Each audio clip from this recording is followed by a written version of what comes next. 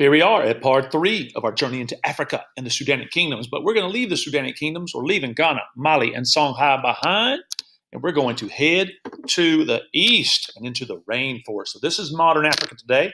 Check it out. This is the area we're looking at. Here's Sudan. Sudanic kingdoms made their way all the way over to here. But then we have the eastern empires and the empires of the rainforest. So check out the one you may be familiar with. Here's Ethiopia. And that's how it kind of started. So it kind of gives you an idea. There's the Red Sea, boom. Let's get into this just a little bit. Just list a little bit. All right. First, so here we go. The kingdoms of the rainforest. So it goes Ghana, Mali, and Songhai ruled the wide open savannas. However, the dense rainforest along the equator kept them from expanding to the which coast? Can you figure it out? Which one? They go to the southern coast. They couldn't get all the way down there. People living in the rainforest built their own kingdoms, separate, all right, and empires. They included, name a few of them here. They included, this one you need to know, Benin, which arose in the Niger Delta, and the Congo, which you can also spell with a K, which formed in the Congo River Basin. All right, so the Congo River Basin. All right, so here we go. Griots, remember that word? Griots, the storytellers who live in the Niger Delta, still tell stories today about their king named Iwuare. I'm sure I'm pronouncing it wrong. Help me out if you know better. Who founded the empire of Benin around 1440. In describing his ancestors' accomplishments, one storyteller boasted he fought against and captured 201 towns and villages. He took their rulers captive and caused the people to pay tribute. That's right, to him. Farmers in the rainforest kingdoms enjoyed many natural advantages, including farmable soil and warm, wet climate. In cleared out areas of the forest, they often produced this is when you have more than you need, a surplus of extra supply of foods like bananas and yams or maybe rice. Okay? Food surpluses supported rulers and a class of artisans. If you have enough food to eat, you can make stuff. Here we go. Congo weavers, for example, wove fabrics from tree bark and plant fibers that looked to Europeans like velvet. It's beautiful. All right. In Benin, artists excelled at sculpturing and carving metal and wood, and from the elephants, ivory. Rainforest kingdoms that bordered on the dry savannas traded surplus food and crafts, all right, for that metal, copper, and iron and leather goods from the savannas. Later, when the Europeans arrived, traders from Benin and Congo met ships along the coast. They traded things, all right, or other things like captives. So the Africans and others were trading. This will be your first slaves from Africa. There were slaves before Africa, but here's some of our first ones from there. All right, let's get into our next one, which is East Africa. Will be our last part of Africa. So people today in East African countries of Ethiopia trace their history back to 1005 BCE, 1,000 years before Jesus. In that year, anybody know? Queen Makeda. Makeda rose to the throne of a great empire called, Makeda rose to an empire called Saba. Sometimes we call it Sheba. According to the Glory of Kings, Ethiopia's oldest written history, Makeda traveled to meet with another king, a king that you know from the Bible, the wisest of them all, Solomon, King Solomon, ruler of the Israelites. On her return, Makeda introduced ancient Israel's, anybody know? Their religion to her empire. What religion was that? It was Judaism.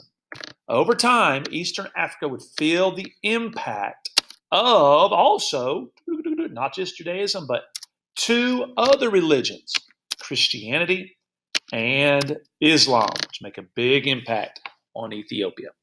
All right, here we go. Our next place of interest is, called Axum. So what was important about Axum? I'm sure I'm pronouncing it wrong, probably Aksum. Like other empires, Saba declined. However, Ethiopia, known in ancient times as Abyssinia, did not.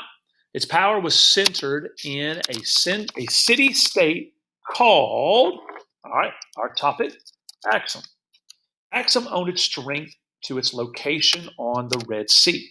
Goods from Africa flowed to Axum, which served as a trading center for the ancient Mediterranean and East Asian worlds.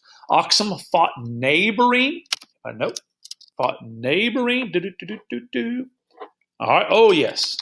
its ancient neighbor, Kush, for control of trade routes to inland Africa.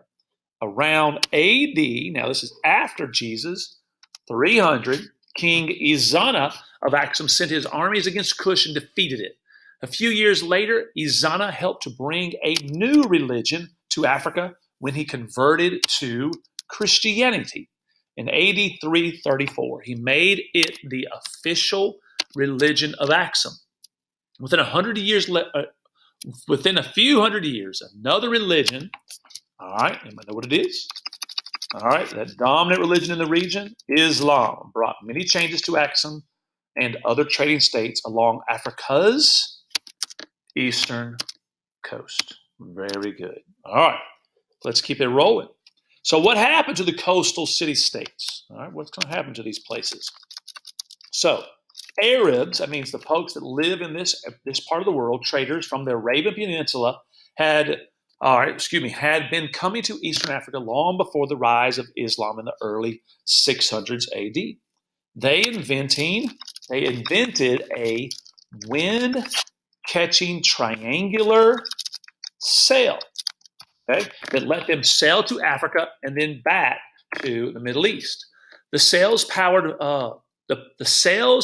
sailboats called dhows in the AD 700s. Many Arab Muslim traders settled in East African city-states. Here, Africans and Arab Muslims shared goods, and more importantly, the number one thing they're going to share is ideas. By the 1300s, the string of trading ports extended down the East African coast. They included these names right here: Mogadishu. All right. What's the next one? Kilwa, Mombasa, and Zanzibar. These ports became major links in an Indian Ocean trading network. They traded with places as far away as China. All right. Why was Zimbabwe called Great Zimbabwe? Another great trading center was known as, known as Zimbabwe. That's right. Arose inland in southeastern Africa. Founded around 700s, Zimbabwe supplied gold and copper and ivory to the East African coast. African goods were shipped to Arabia and Persia and India and China, all over the world during the 1400s. Two kings, Two kings, what were their names? Yes, Mutota and his son Matopi made Zimbabwe into a large empire. It stretched from south of the Zimbabwe River to the Indian Ocean.